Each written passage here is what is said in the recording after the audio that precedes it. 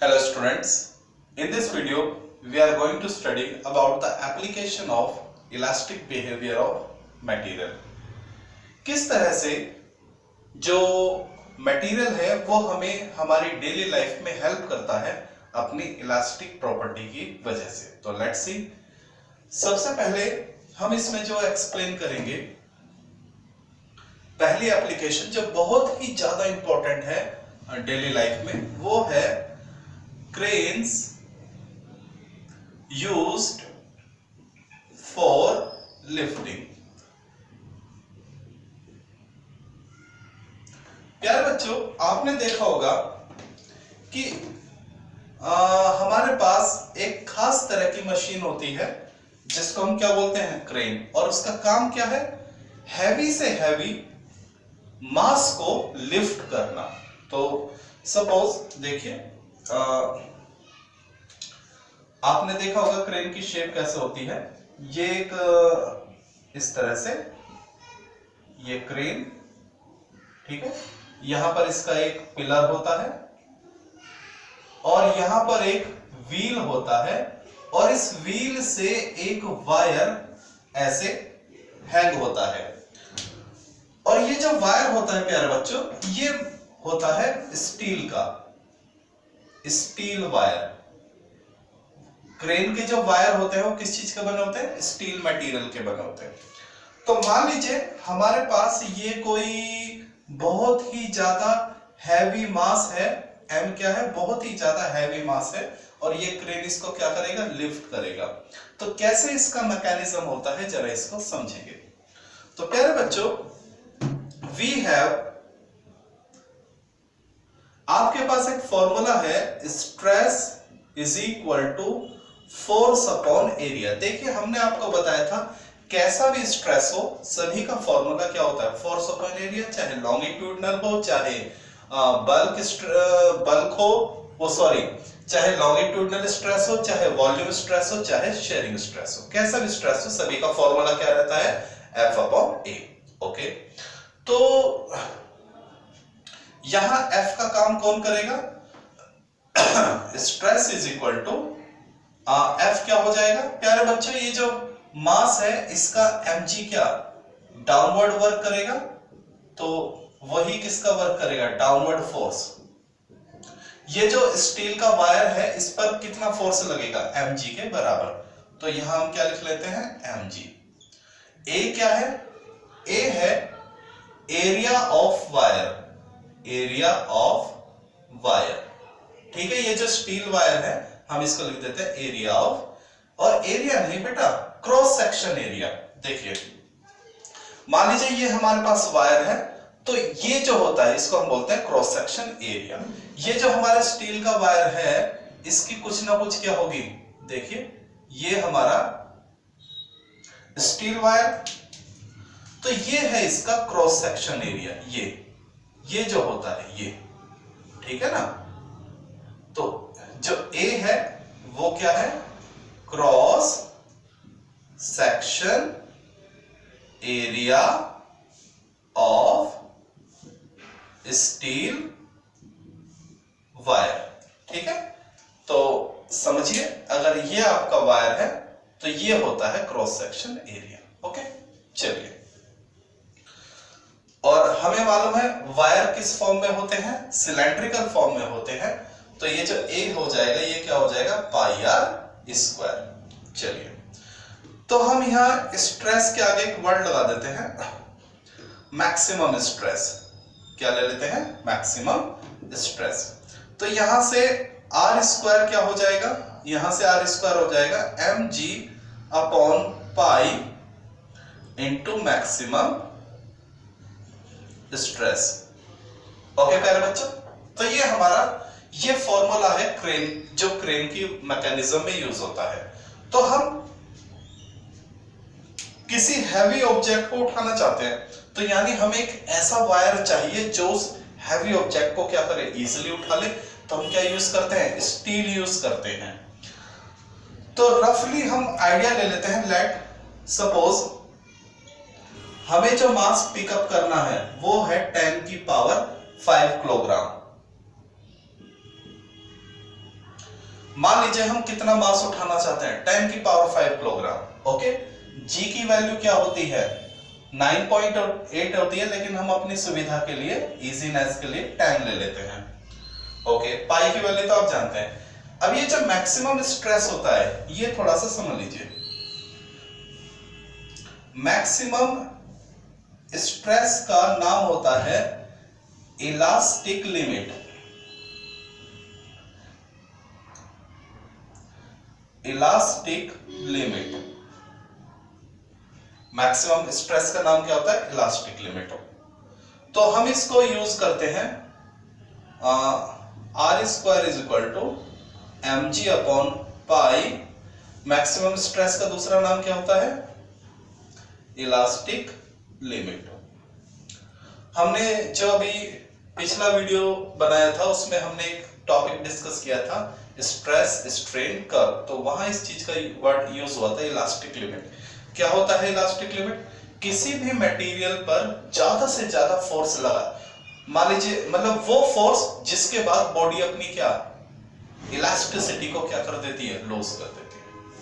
बात समझ में आ गई? चलिए, या ये कह दीजिए हुक्स लॉ ओबे करना बंद कर देती है। ठीक है, चलिए, तो इलास्टिक लिमिट। ओके, अब हम इसको अप्लाई करते हैं। देखिए थोड़ा सा देख लेते हैं। R square is equal to, आपने m की वैल्यू क्या एज्यूम कर लिया, मान लीजिए हमें 10 की पावर 5 को क्या करना है, लिफ्ट करना है। g की वैल्यू कितनी हो गई 10, पाई की वैल्यू क्या होती है 22/7। इलास्टिक लिमिट, तो प्यारे बच्चों elastic limit of steel is equal to 30 into 10 to the power 7 newton per metre square. आपकी एनसीईआरटी में ये जो चैप्टर है वहां कुछ टेबल बनी हुई है, उन टेबल्स को आप स्टडी कीजिएगा। ठीक है, मैं आपको बता देता हूं, पेज नंबर 235 पर टेबल है 9.1, तो वहां आपको स्टील की जो इलास्टिक लिमिट मिल जाएगी। ठीक है, चलिए page number 235 table number 9.1।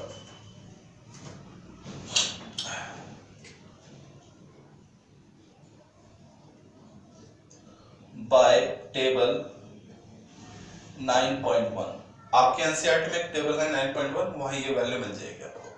Okay, 3 into 10 to the power 30 into 10 to the power 7, तो r square is equal to, देखिए 5 और 1 6, ये कैंसिल आउट, नीचे केवल 2 जीरो बचेंगे, 7 ऊपर आ जाएगा, 22 की 3 से मल्टीप्लाई हो जाएगी 66, 2 जीरो बचेगा। r इज इक्वल टू √7/6600, और जब आप इसको सॉल्व करेंगे तो इट विल 0.003 मीटर, तो r आ जाएगा, इसको एडजस्ट करेंगे तो 3 सेंटीमीटर। तो देखिए क्या वंडरफुल रिजल्ट निकल के आया है। यानी अगर मैं कहूं ये m कितना है 10 की पावर 5, तो मालूम है आपको कितना मोटा स्टील का वायर चाहिए, ऐसा वायर चाहिए जिसकी रेडियस क्या हो, केवल 3 सेंटीमीटर हो, यानी डायमीटर कितना हो 6 सेंटीमीटर। तो कितना होता है 6 सेंटीमीटर, अंदाजा लगाइए, यानी केवल इतना मोटा स्टील का वायर चाहिए आपको, आप उसको उठा लें। सिर्फ 6 सेंटीमीटर डायमीटर का, 6 सेंटीमीटर डायमीटर का जो स्टील का वायर है वो इतने हैवी वेट को क्या कर सकता है, लिफ्ट कर सकता है। तो क्रेन यूज्ड फॉर लिफ्टिंग। तो यानी हमें क्या पता चला, steel wire of 3 centimetre radius can lift weight या mass of 10 to the power 5 kilogram. 3 centimetre radius का स्टील का वायर इतना मास लिफ्ट कर सकता है। तो ये होती है वर्किंग किसकी, क्रेन की। तो क्रेन में हम क्या यूज करते हैं, स्टील वायर यूज करते हैं, और स्टील वायर अपनी इलास्टिसिटी की वजह से हैवी से हैवी मास को क्या लिफ्ट करने के लिए कैपेबल है। और उस हैवी मास को उठाने के लिए आपको बहुत मोटा स्टील का वायर नहीं चाहिए, बस पतले पतले वायर से ही क्या काम चल जाएगा। तो this is all about the lifting of crane, यानी कम मटेरियल के वायर, मतलब देखिए अगर वायर की रेडियस ज्यादा है तो यानी वायर मोटा है, यानी उसको बनाने के लिए मटेरियल ज्यादा लगेगा। वायर की रेडियस कम है यानी वायर पतला है, उसको बनाने के लिए मटेरियल कम लगेगा, कम खर्च आएगा। तो समझे बात है। तो ये था हमारा क्रेन का वर्क। चलिए इसके बाद हम नेक्स्ट एप्लीकेशन पे चलते हैं, ठीक है। वीडियो को पॉज करके आप इसको राइट डाउन कर सकते हैं। Now move for the next application.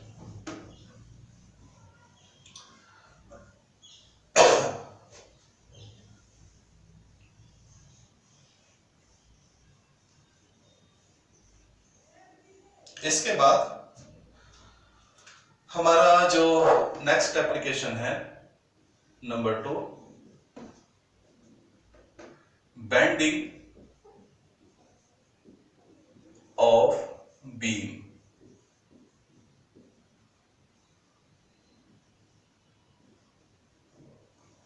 Beam एक तरह का स्ट्रक्चर होता है जिसको हम यूज करते हैं किसी भी बिल्डिंग में, बिल्डिंग बनाने में हम उस बीम को क्या करते हैं, यूज करते हैं, जिससे उस स्ट्रक्चर को, बिल्डिंग के स्ट्रक्चर को सपोर्ट करने के लिए। तो बीम एक तरह का क्या है, सपोर्टिव मटेरियल है, ठीक है ना। ये कंस्ट्रक्शन अगर हम आपको दिखाएं तो ये इसकी इस तरह की कंस्ट्रक्शन होती है, ये ठीक है। ये इसका लेंथ, ठीक है।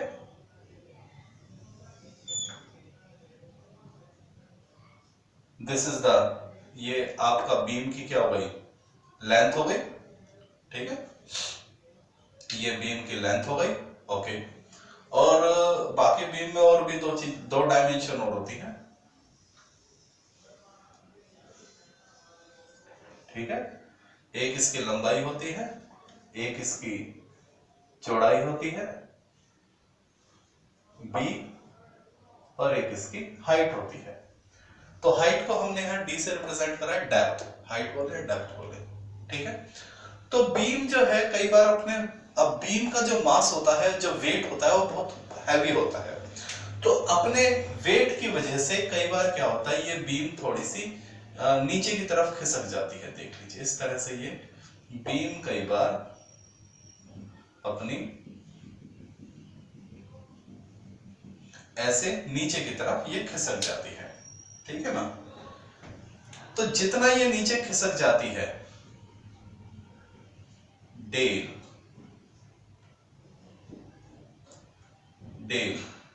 यानी डिप्रेशन, बीम जितना नीचे खिसक जाती है उसी को हम क्या बोलते हैं, डिप्रेशन।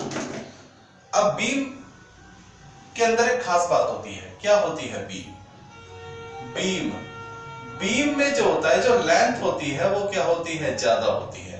किसके मुकाबले, उसकी चौड़ाई और बी से, और उसकी डेप्थ से क्या होती है, ज्यादा होती है, ठीक है ना। इसमें जो लंबाई होती है वो उसकी डी और बी से क्या होती है, ज्यादा होती है, जो ये। तो प्यारे बच्चों, इसमें बीम में एक खास बात होती है, हम कब ये वर्ड यूज करेंगे बीम, जब लेंथ क्या होती है, ज्यादा होती है, किससे, उसकी चौड़ाई से और उसकी डेप्थ से।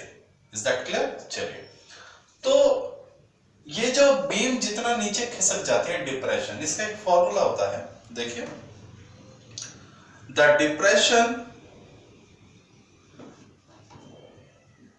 Of beam is given by del is equal to W। W क्या होता है, इसका वेट, बीम का वेट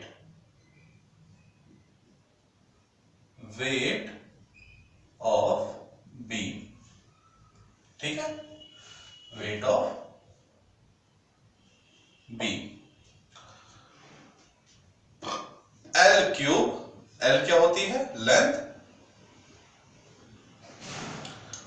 4 तो एक नंबर है, b इसकी चौड़ाई, d इसकी डेप्थ यानी गहराई, और y यानी यंग मॉडुलस। क्लियर हो गया? तो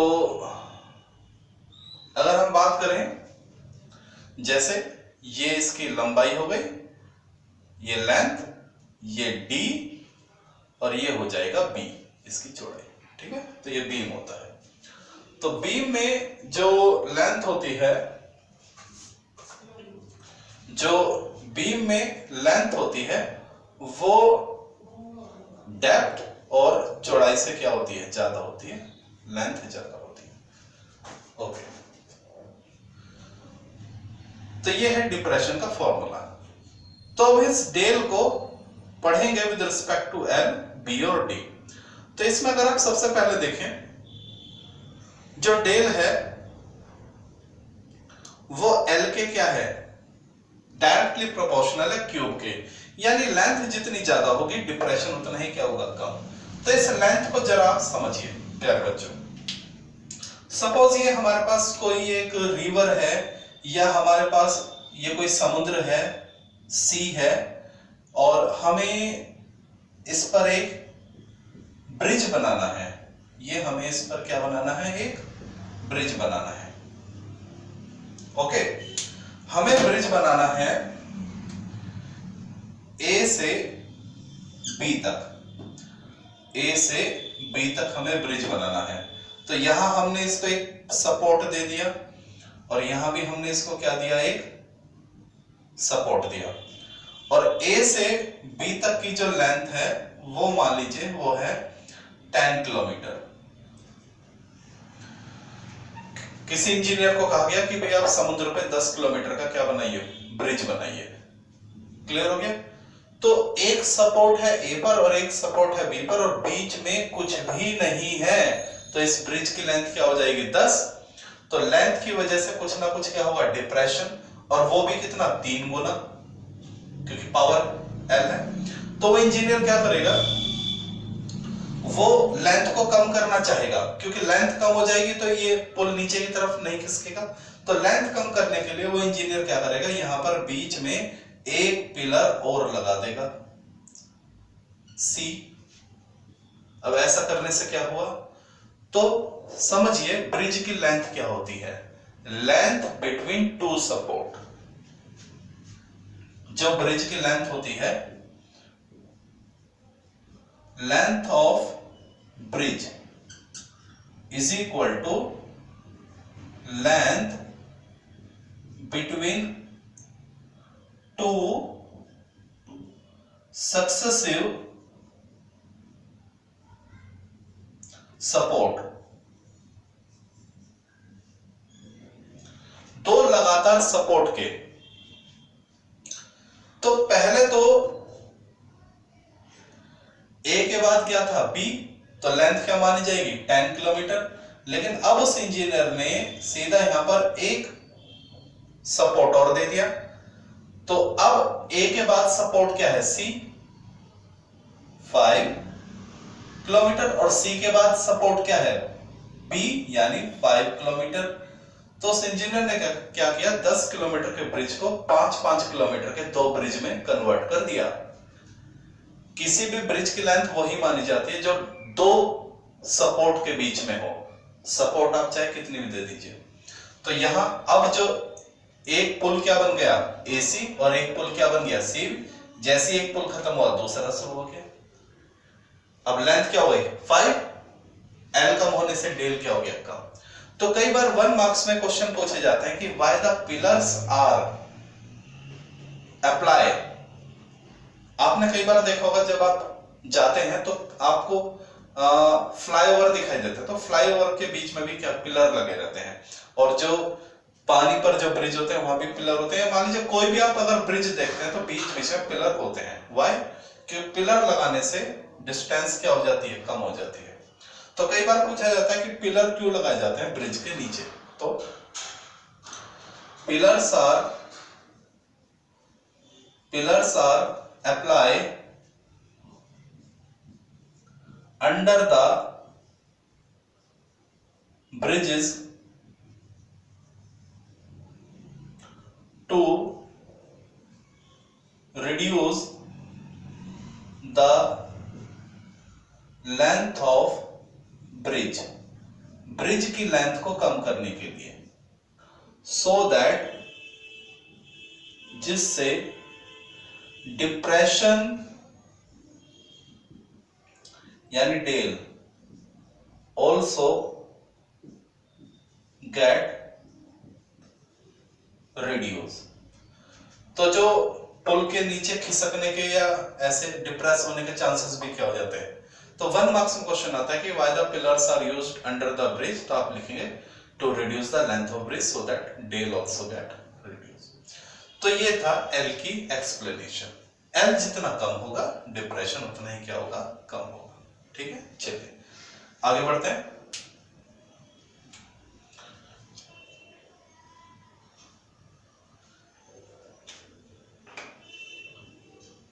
यहां हम बीम के अलावा एक चीज को और समझेंगे और वो चीज है पिलर। कई बार एक टर्म यूज होती है बीम और कई बार एक टर्म यूज होती है पिलर। तो पिलर क्या है और ब्रिज क्या है, इस चीज को थोड़ा, वो पिलर क्या है और बीम क्या है, उसमें बस एक माइनर सा ही फर्क है, बहुत ही माइनर फर्क है। ठीक है, तो होप ये आपने राइट डाउन कर दिया होगा प्यारे बच्चों। ठीक है, एल का कंसेप्ट आपको समझ में आ गया। चलिए आगे बढ़ते हैं।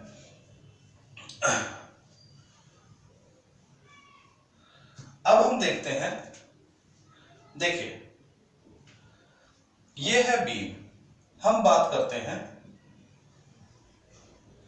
पिलर्स की। पिलर्स क्या होते हैं, देखिए यहां यह है horizontal case, length horizontal, length ज्यादा है, ठीक है ना, चौड़ाई कम है और डेप्थ भी कम है किसके मुकाबले, लेंथ के। ये हो गया पिलर केस। यहां पर चौड़ाई और लेंथ कम है, डेप्थ क्या है, ज्यादा है, ये आप समझिए। पिलर में क्या होता है प्यारे बच्चों, ये आपका पिलर, क्लियर। तो यहां पर जो डेप्थ है, डेप्थ ज्यादा होती है, ठीक है, देख लीजिए ये है पिलर, ये है वो, सॉरी ये है पिलर, वो ये है बीम और ये है पिलर, ठीक है ना। यहां पर ये जो डेप्थ है ये ज्यादा है, ठीक है, ये चौड़ाई है, ये लेंथ हो जाएगी, ठीक है, ओके।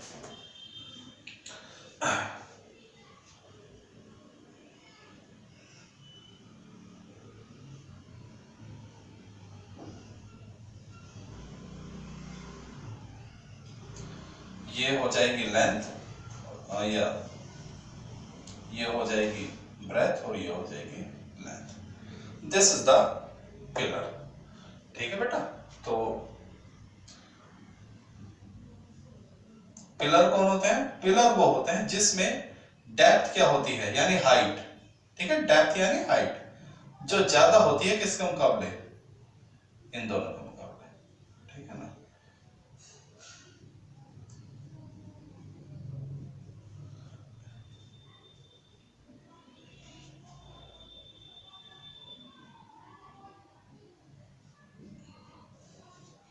तो पिलर का कंसेप्ट क्लियर हो गया, ओके। अब हम समझेंगे बी और डी का रोल, बी का और डी का रोल हम समझ सकते हैं। तो देखिए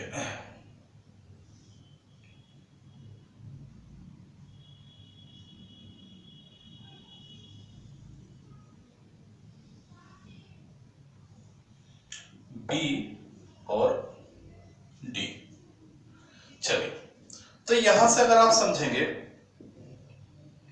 जो डेल है वो बी के क्या है, इनवर्सली, और डेल इनवर्सली है किसके, डेप्थ के। तो हम डेल को कम करना चाहते हैं, तो वो कब पॉसिबल है, जब ये भी क्या हो जाए, इंक्रीज हो जाए, और डेप्थ भी क्या हो जाए, इंक्रीज हो जाए, ठीक है ना। तो by increase of b and d, जब बी और डी बढ़ जाएंगे तो डेल गेट रिड्यूस, तो डेल क्या हो जाएगा, कम हो जाएगा। तो हमारे पास एक मटेरियल, देखिए ये मेरे पास एक मटेरियल है, ओके। अब इसके, ये हमारा पिलर हो गया। अब इसके ऊपर अगर वजन आएगा तो पिलर क्या हो सकता है, मुड़ सकता है, ठीक है। मान लीजिए अगर मेरा पिलर क्या हो जाए, ऐसे ऐसे मुड़ जाए वजन की वजह से,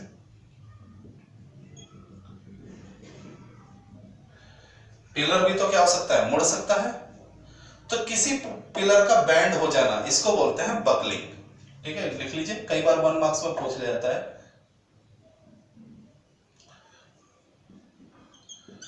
बेंडिंग ऑफ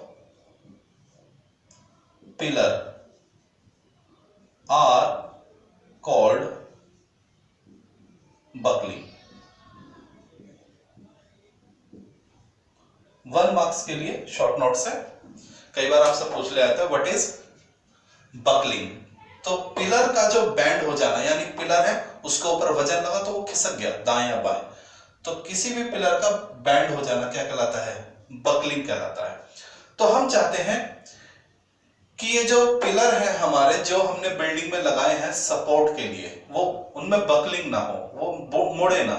तो क्या करें, तो या तो इन दोनों को, बी को बढ़ा दो और डी को बढ़ा दो, तो डेल क्या हो जाएगा, यहां डेल इस फॉर्म में है, यहां जो डेल है वो क्या है, हॉरिजॉन्टल फॉर्म में है।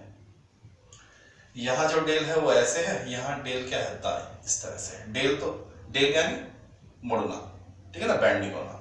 तो कैसे हम इसको कम करें, तो इसका एक तरीका है, हम क्या कर सकते हैं प्यारे बच्चों, जरा देखिए। होप ये आपने नोट डाउन कर लिया होगा पिलर क्या होता है, पिलर का कंसेप्ट। चलिए देखिए, मान लीजिए b की वैल्यू क्या है, सपोज कीजिए b की वैल्यू है 5 और d की वैल्यू क्या है 10। मान लीजिए b कितना है 5 और d कितना है 10। तो मैं क्या करता हूं, जरा देखना एक मजेदार चीज। b है 5, d है 10, ठीक है। और ये है मेरा मटेरियल पिलर बनाने के लिए जो मैंने यूज किया। तो मैं क्या करता हूं, मैं बीच में से थोड़ा सा मटेरियल गायब कर देता हूं। ये मैंने बीच में से थोड़ा मटेरियल क्या कर दिया, गायब कर दिया, ठीक है। ये मैंने इतना मटेरियल क्या कर दिया, गायब कर दिया। और यहां से ये जो मटेरियल हटाया था, ये जो मैंने इतना मटेरियल हटाया था, यहां से ये जो मैंने मटेरियल हटाया, इसको मैं क्या कर देता हूं, थोड़ा सा ऊपर और थोड़ा सा दाएं बाएं लगा देता हूं। बात समझ में आ गई।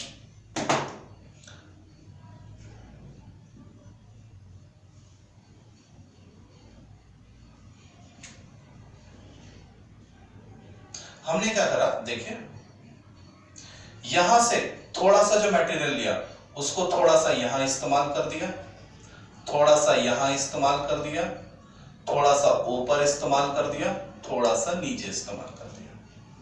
हमने क्या चालाकी करे, यहां से जो थोड़ा सा मटेरियल हटाया उसको दाएं बाएं ऊपर नीचे लगा दिया। तो क्या हुआ, थोड़ी सी, देखिए d की वैल्यू थोड़ी सी बढ़ गई, ये d की वैल्यू थोड़ी सी बढ़ गई और b की वैल्यू भी क्या हो गई, थोड़ी सी बढ़ जाती है। यानी d भी थोड़ा बढ़ गया और b भी थोड़ा सा बढ़ जाता है। तो ये हम इसको क्या देते हैं, आई शेप देते हैं। तो बहुत इंपॉर्टेंट क्वेश्चन है, कई बार एग्जाम में आता है, हम पिलर्स को आई शेप क्यों देते हैं, इसीलिए देते हैं जिससे b और d की वैल्यू क्या हो जाए, इंक्रीज हो जाए और डेल क्या हो जाए, कम हो जाए। क्लियर हो गया। और सबसे ज्यादा इफेक्टिव इसमें d होता है, मैं आपको बता रहा हूं, ठीक है ना। आप भले ही मटेरियल को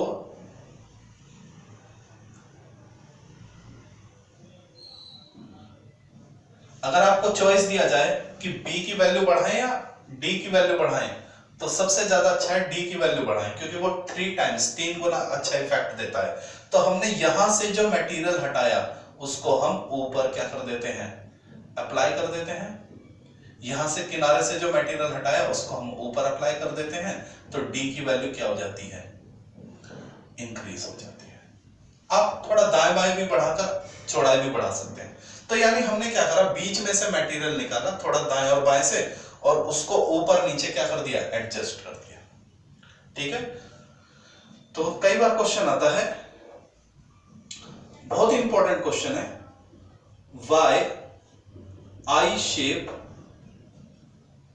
इज गिवन टू पिलर्स। ये बहुत ही अच्छा क्वेश्चन है, आपसे एग्जाम में पूछा जा सकता है।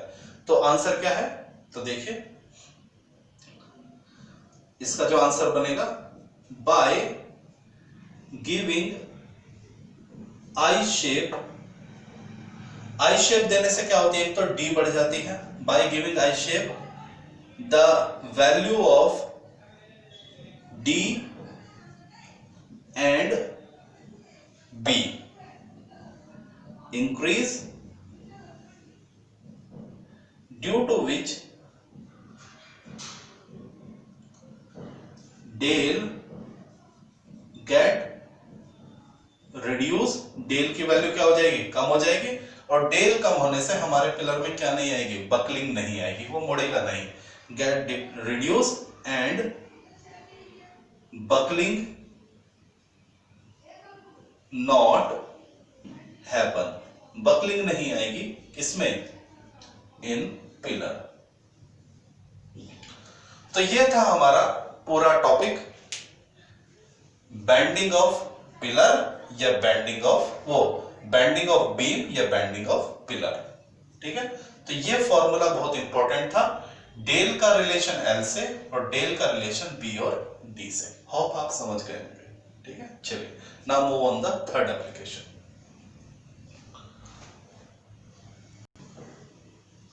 Okay students, now we have the last application of elastic behavior, height of mountain।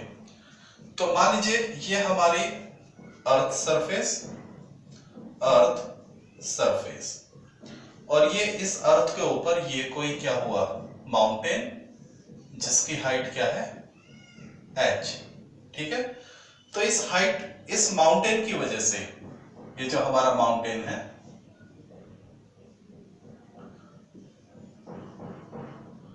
Due to this mountain, earth की सरफेस पर क्या होगा, एक प्रेशर होगा। अर्थ पर क्या है, एक प्रेशर। तो at earth surface pressure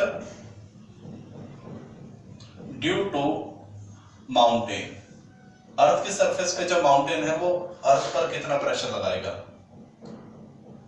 is equal to h rho g. This is the basic formula of pressure. और आपको मालूम है प्रेशर का ही दूसरा नाम क्या है, प्रेशर का ही दूसरा नाम क्या है, स्ट्रेस। ठीक है। तो प्रेशर ड्यू टू माउंटेन यानी स्ट्रेस ऑन, ठीक है, earth is equal to h rho g. तो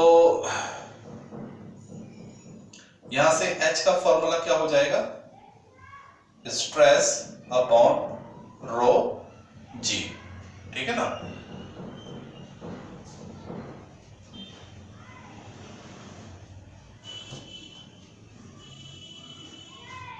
since stress is equal to pressure, ऐसे कर लीजिए। ठीक है। तो stress is equal to h rho g, तो यहां से एच क्या आ जाएगा, स्ट्रेस अपॉन रो जी। और आपको बताया था, स्ट्रेस का एक नाम बताया था प्यारे बच्चों, elastic limit, elastic limit upon rho g. ठीक है। तो जरा समझिए, इलास्टिक लिमिट फॉर रॉक्स। ठीक है। रॉक्स के लिए जो इलास्टिक लिमिट है वो 30 into 10 to the power 7 newton per metre square. ये आपकी एनसीईआरटी, ठीक है ना, पेज नंबर 241, ठीक है ना, एनसीआर, ये आपको स्टेटमेंट मिल जाएगा। Elastic limit of typical rocks is 30 into 10 की पावर 7। ओके, और ये जो रो की वैल्यू है डेंसिटी किसके लिए, रॉक्स के लिए, ये 3 into 10 की पावर 3 हो जाएगी, ठीक है ना, किलोग्राम पर मीटर क्यूब।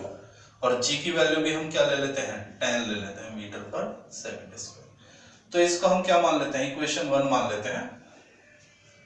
तो देख लीजिए, H is equal to, elastic limit कितनी हो जाएगी, 30 into 10 to the power 7। Okay, रो की value 3 into 10 to the power 3, और ये क्या आ जाएगा 10। तो यहां से इससे ये 3 से 3 कैंसिल आउट हो जाएगा, ठीक है, और 7 और 8 और नीचे कितना है 4, तो ये 10 to the power 4 बचेगा मीटर, ठीक है, या H is equal to 10 kilometre. तो इसका मतलब हमारी अर्थ पर कोई भी माउंटेन 10 किलोमीटर ज्यादा से ज्यादा हाइट की पॉसिबल ही नहीं है, ठीक है ना। Mountain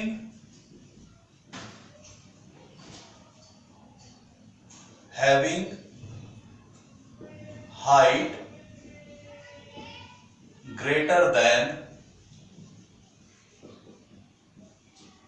10 kilometer not possible on earth surface। हमारी अर्थ पर ऐसा कोई माउंटेन कभी बनेगा ना, तो कभी बना था ना बना है ना बनेगा, जिसकी हाइट क्या हो जाए 10 किलोमीटर से ज्यादा। जो हमारी माउंट एवरेस्ट है उसकी हाइट भी 10 किलोमीटर से क्या है कम। तो ये कुछ वंडरफुल एप्लीकेशन थे, 3 एप्लीकेशन थे हमारी एनसीईआरटी के, हमने तीनों ही आपको करा दिए हैं, ठीक है, ओके।